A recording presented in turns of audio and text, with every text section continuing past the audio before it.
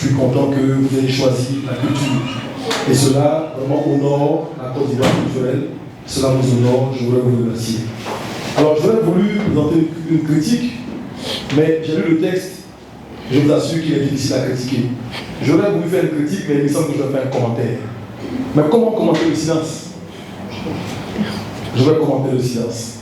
Je le dis d'emblée, Marie Squassi m'a d'emblée marqué par sa profondeur. Je suis très à l'aise pour le dire parce qu'on n'a pas prévu de le cacher.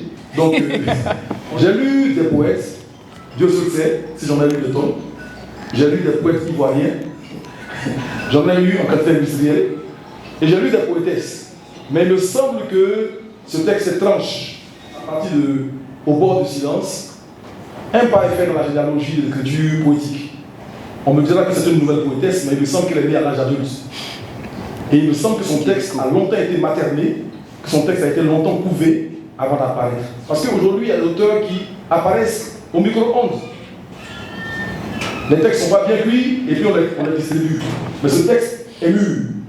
C'est le texte de quelqu'un qui a une maturité littéraire, mais plus fondamentalement qui me semble avoir une maturité de la vie. En fait, elle n'est pas que scientifique, elle est polytechnicienne. Ça veut dire que le terme, je dis lycée scientifique, mais en fait c'est un lycée polytechnique. J'ai parlé avec elle hier, je lui ai dit que je suis un peu surpris, mais il me semble qu'elle a de la profondeur. Parce que je ne sais pas si, dans notre univers poétique, j'en ai rencontré deux si profonds. Il y a eu, à mes yeux, en Côte d'Ivoire, deux poètes qui sont distingués dans le milieu féminin, Tanela Boni et Véronique Tadjou. Il y a eu d'autres poétesses, mais on n'est pas encore parvenu à imposer de manière significative la voix d'une femme dans la poésie qui parle en silence. Parmi celles qui écrivent et qui ne parlent pas, donc celles qui sont au bord du silence, il me semble qu'une troisième voix se fait. Parce que la poésie a un supplément d'âme quand elle est dite.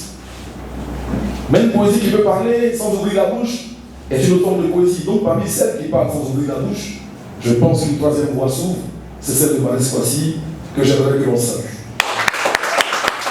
J'ai intitulé mon texte le livre qui parle encore même refermé. Le livre qui parle encore même refermé parce que justement il envoie le silence. Si le silence peut parler, c'est parce qu'il n'a pas besoin de s'ouvrir pour parler. Il y a une trentaine d'années, un poète ivoirien du nom de Urbain Amoa publiait un recueil de textes poétiques intitulé Les bruits du silence. Ce texte qui mettait en exergue les paradoxes de la vie trouve un écho au bord des silences de Marie Squassi. Mais, disons-le tout net, elle est nullement disciple du plébiscité. Est-ce que je le connais? La poésie, c'est un grand poète. Mais ils ne sont pas dans la même génération en fait. Et comme la poésie n'est pas spécialement promue en Côte d'Ivoire, il se peut que les poètes ne se connaissent pas d'une génération à une autre. Mais Amoa Urbain, à enseigner à l'ENS, c'est un poète vivant, mais il n'est pas très connu, même s'il est reconnu. Alors, disons-le tout net, elle n'est nullement disciple du plébiscité. La poésie de Kouassi ne porte pas le sceau incirconcis du citacisme. Elle parle à voix et à ton résolument personnel dans un univers de création où la singerie est plus que fréquente. Quand je l'ai lu, je n'ai pas le sentiment qu'elle imitait un poète, parce que les jeunes poètes en général, ils imitent un être. Mais pourquoi la poésie de Marie Squassi ne se révèle-t-elle pas des délits de l'imitation? La première réponse me semble être que la poétesse ici est née à l'âge adulte. Sous la plume, on lit des mots dont l'assemblage relève parfois même de la stalactite. Vous savez, les poètes en emploient le mot stalactite. C'est-à-dire de la longue sédimentation de création pour que le tir publié soit porté à maturité sémiotique. Elle tranche en cela avec tous les cristaux et autres tâcherons de la plume qui nous servent des textes impubères, des brouillons et divers paiements cuits au micro-ondes. Le deuxième trait de maturité de la plume de Marie Squassi porte sur le choix des mots. Ce n'est pas la grandiloquence qui agite ses paroles, c'est la profondeur. À mots clairs et usiels, elle énonce des vérités profondes. Il faut l'entendre simplement dire son poème pour mesurer toute la force des mots dont bruit les silences d'une généalogie qu'elle énonce à mots critiques. Le texte s'intitule Un homme qu'on a refusé d'aimer.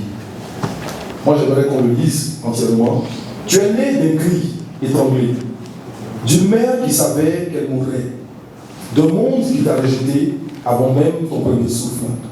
On t'a laissé vivre, non par amour, mais par un serment extorqué à l'agonie.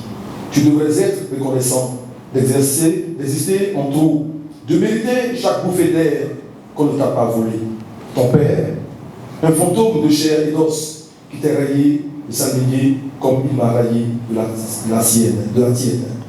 Tu as grandi dans les marges, l'amour pesé, compté, refusé. Et quand tu as aimé, on t'a rappelé que ce n'était pas ton tour.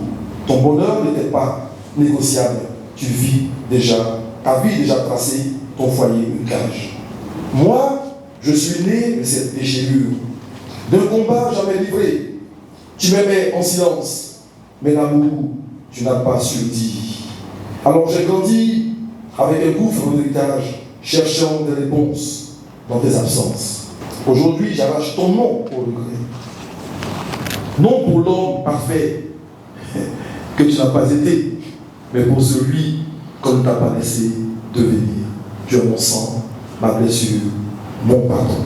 Un texte aussi fort, tout en allusion, tout en suggestion, parle de généalogie. Je ne me suis pas permis de le critiquer plus profondément, mais je sens dedans l'expression de l'amour qui s'exprime en silence, d'un moment vous manquez. Et cela me semble vraiment l'expression du poète, qui dit les choses à mots suggérés, avec les ellipses, avec la suggestion, mais qui ne dit pas les choses de façon triviale. Le poète n'est pas un photographe.